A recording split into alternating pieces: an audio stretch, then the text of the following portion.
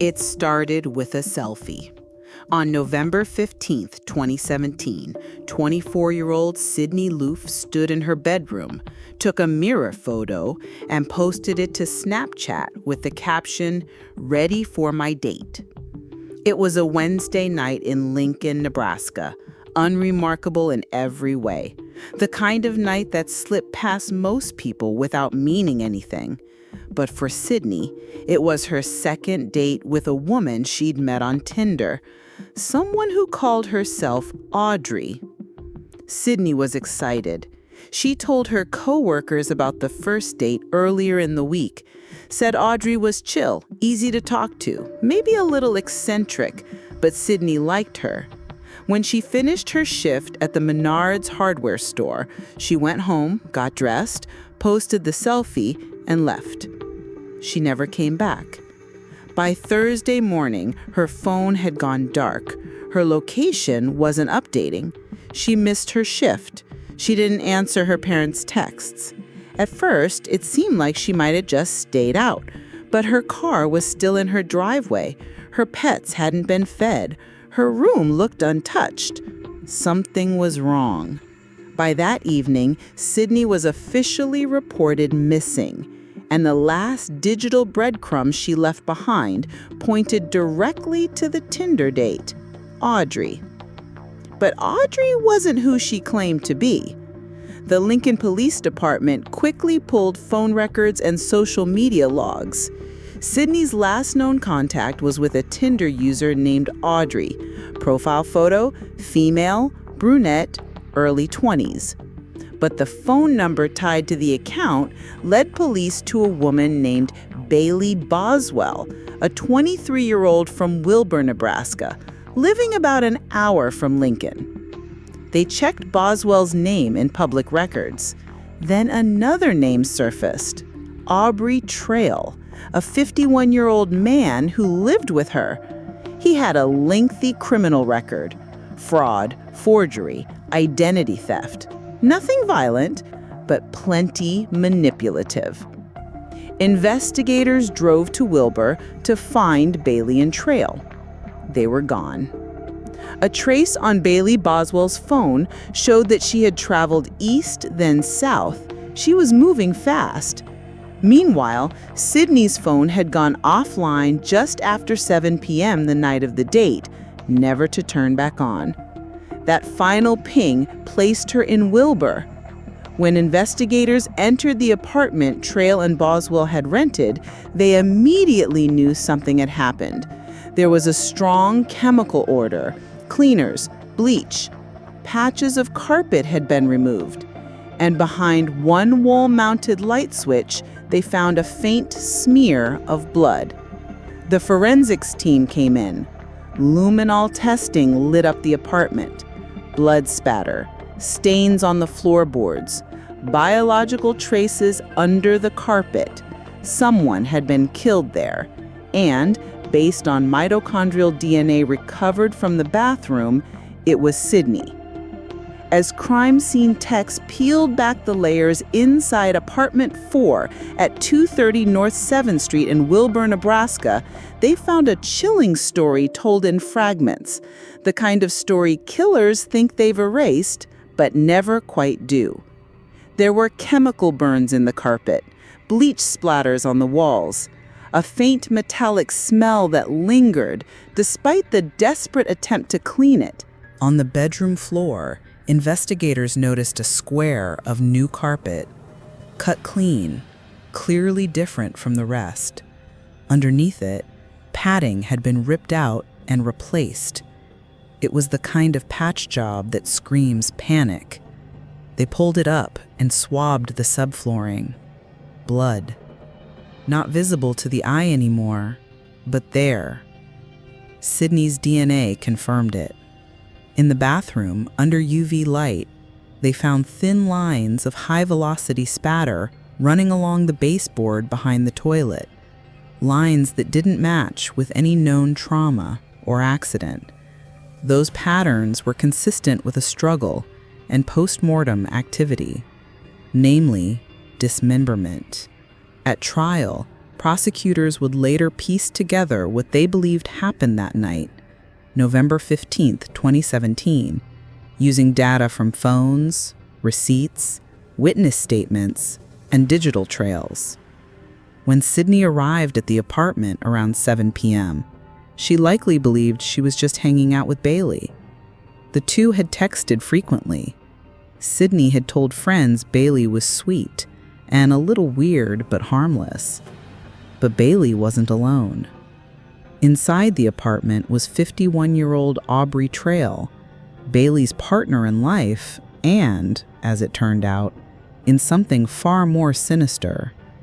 Trail had a deeply disturbing worldview.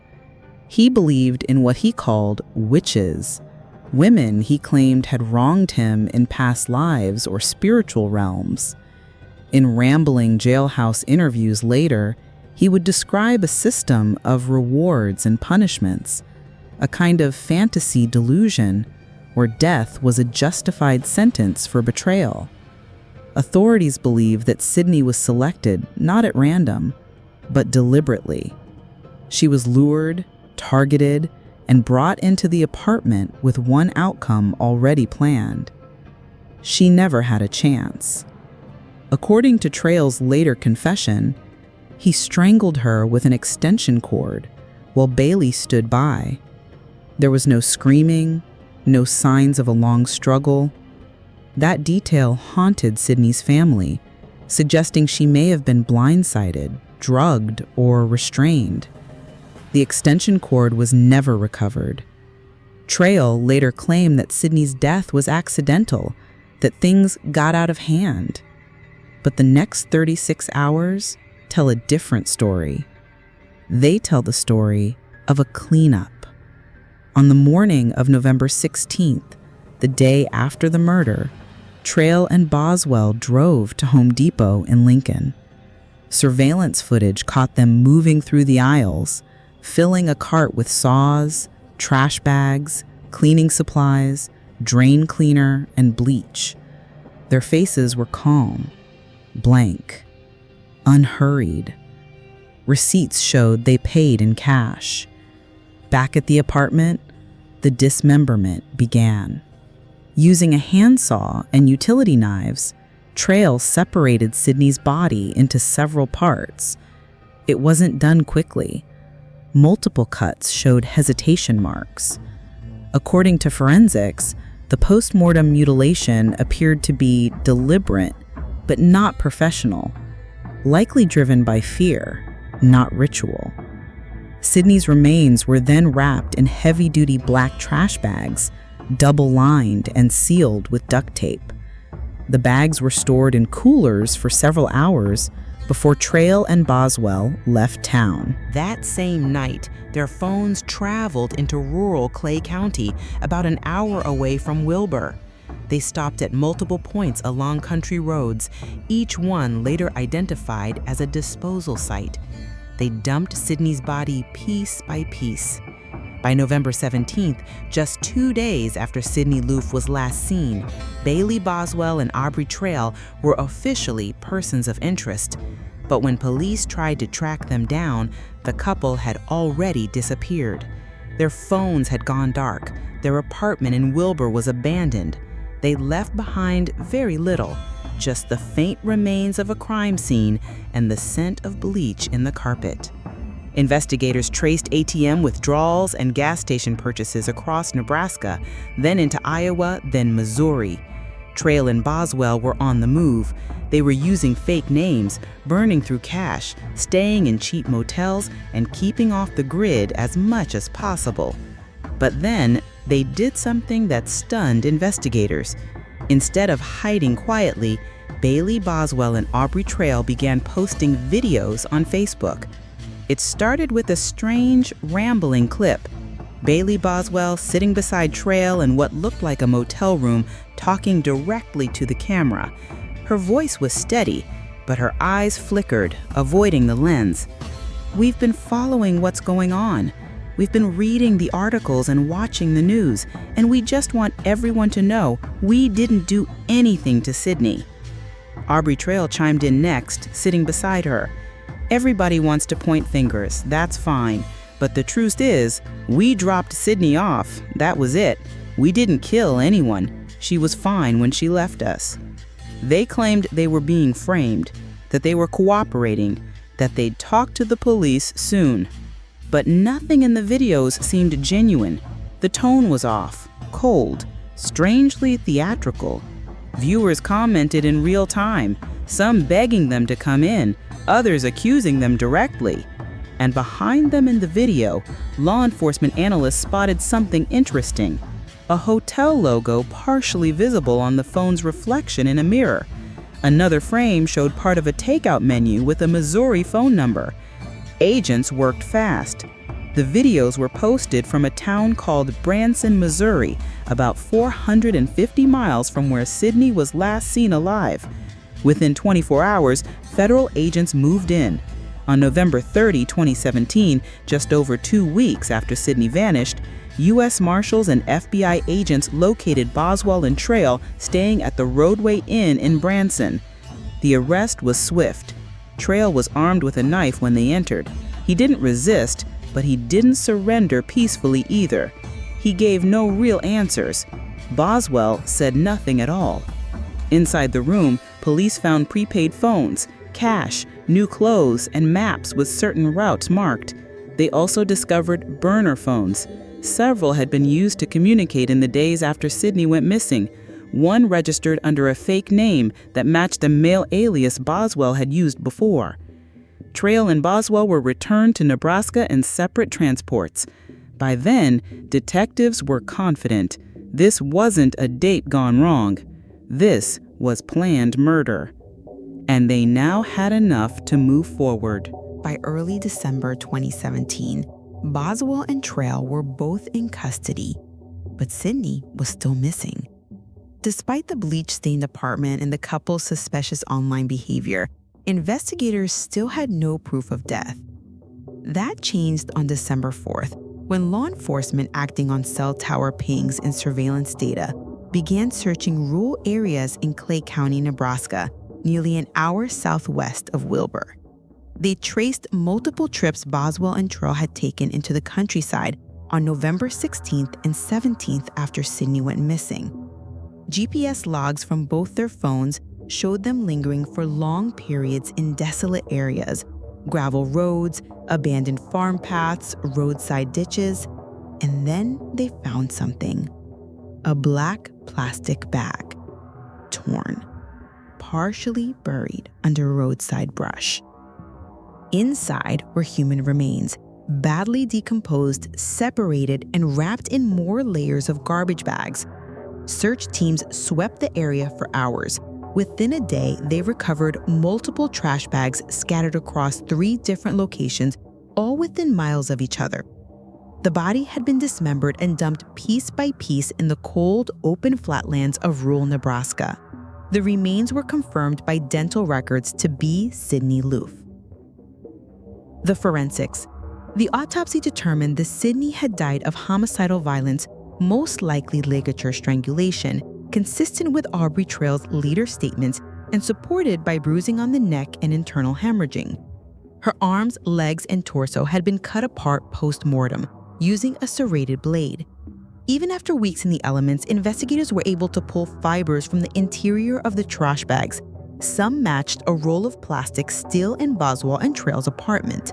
DNA under Sydney's fingernails showed no struggle, but her own blood was found on the inner seams of the bags, indicating that she'd been dead before she was moved. A breakdown of the scene revealed 12 distinct trash bags recovered, tool marks on bone consistent with saws and knives purchased by Trail, presence of cleaning chemical residue inside some bags, Sydney's jewelry placed into one of the bags, possibly as a rushed afterthought. This was no panicked disposal. It was methodical, calculated, and tied the apartment, the cleanup supplies, the GPS movements, and the killers together with unshakable precision. With Sydney's remains recovered and the forensic links solidified, prosecutors moved fast.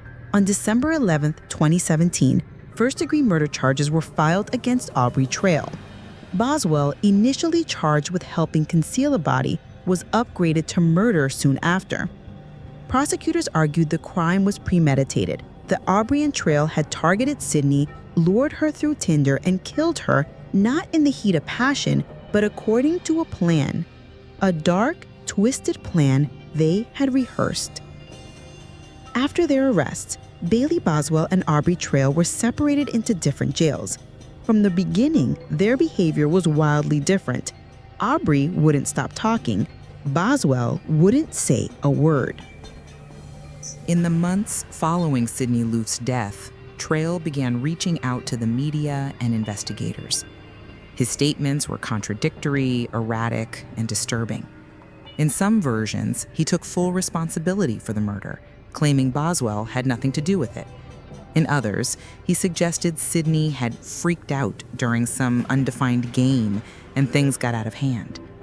Then came the darker claims. Trail began telling FBI agents about his belief in witches, about women having spiritual energy that needed to be punished, and about Sydney being part of some universal betrayal. He said he had powers. He said he'd killed before, but never like this. None of it made sense. But what investigators noticed was how often he circled back to control. In every version of the story, Trail was the dominant figure. Boswell was secondary, an assistant, an observer. But surveillance footage from stores told a different story. Boswell purchased many of the disposal materials herself. She drove the car. She helped clean the apartment. She was no bystander. Then prosecutors uncovered something even more bizarre. Trail and Boswell had recruited at least 5 other young women in the months leading up to Sydney's murder. These women described being groomed into a sort of sex cult where Trail controlled every aspect of their behavior. They were made to call him daddy. They were promised money, power, and even immortality. One woman claimed Trail told her he was a vampire. Another said he made her sign a contract, stating he could kill her if she broke the rules. None of these women had been physically harmed, but all of them reported strange, degrading rituals, and all of them described Bailey Boswell as the recruiter. She would connect with women through dating apps, she'd charm them, invite them over, and introduce them to Trail. Sydney, prosecutors believed, was one of these targets. But unlike the others, Sydney didn't buy in. She wasn't impressed by Trail. She didn't play the game. So they killed her. As trial dates neared in 2019, Aubrey Trail began exhibiting erratic and violent behavior in court. During one hearing, in front of a judge, he shouted, "Bailey is innocent," and slashed his own throat with a razor blade he had somehow smuggled in. The gash was deep. Blood poured down his shirt. The courtroom was evacuated. He survived. The act was ruled a suicide attempt and a disruption strategy. He did it again later, this time pretending to faint and collapsing during jury selection. His outbursts earned him a tighter security detail, but they also raised concerns about his mental fitness to stand trial. Psychiatrists later found him competent. Boswell, meanwhile, remained stone-faced. No emotion, no breakdowns, no explanations. Prosecutors pursued first-degree murder charges against both Trail and Boswell. The motive they laid out was chilling, but supported by evidence. Sydney had been selected by the couple, brought into their apartment under false pretenses, and murdered because she wouldn't comply with Trail's fantasy of domination. Sydney's family, shattered by the ordeal, sat in court every day. They listened as medical examiners described ligature strangulation, dismemberment, and the presence of bloodstains that had been cleaned, but not hidden. Surveillance videos, GPS data, trash bag fibers, digital footprints, dozens of witnesses, and the twisted statements made by Trail himself. Everything pointed to one conclusion. This was not spontaneous. This was murder by design. In 2019, the trials of Aubrey Trail and Bailey Boswell began in Clay County District Court. The prosecution presented a meticulously built case, combining forensic evidence, surveillance footage, phone records, and the damning video confession Trail posted online. The defense tried to argue that Boswell was manipulated and that Trail acted alone, but the evidence showed Boswell was an active participant, buying supplies, cleaning the crime scene, and helping dispose of Sydney's body. Witnesses, including women who described the cult-like control Trail exerted, testified about the dark environment Sydney had unknowingly walked into. The jury deliberated for just hours before returning a verdict: guilty of first-degree murder for both defendants. Aubrey Trail was sentenced to life imprisonment without the possibility of parole. Due to his violent courtroom behavior and the gravity of the crime, he was classified a high-risk inmate in Nebraska's maximum security prison system. Bailey Boswell received a similar life sentence. The court rejected defense attempts for leniency, citing her crucial role in the crime and subsequent cover-up. With Sydney Loofe's killers incarcerated, the case officially closed in late 2019. Investigators released a final report highlighting the importance of digital forensics in solving the case, from GPS data pinpointing the murder locations to the recovery of deleted social media posts. Sydney's family, while forever marked by loss, expressed relief at the convictions. They continue to honor her memory quietly, urging awareness about online dating dangers. The story of Sydney Loofe remains a stark reminder of how a seemingly ordinary Tinder date can turn into a nightmare, and how meticulous investigative work can bring killers to justice.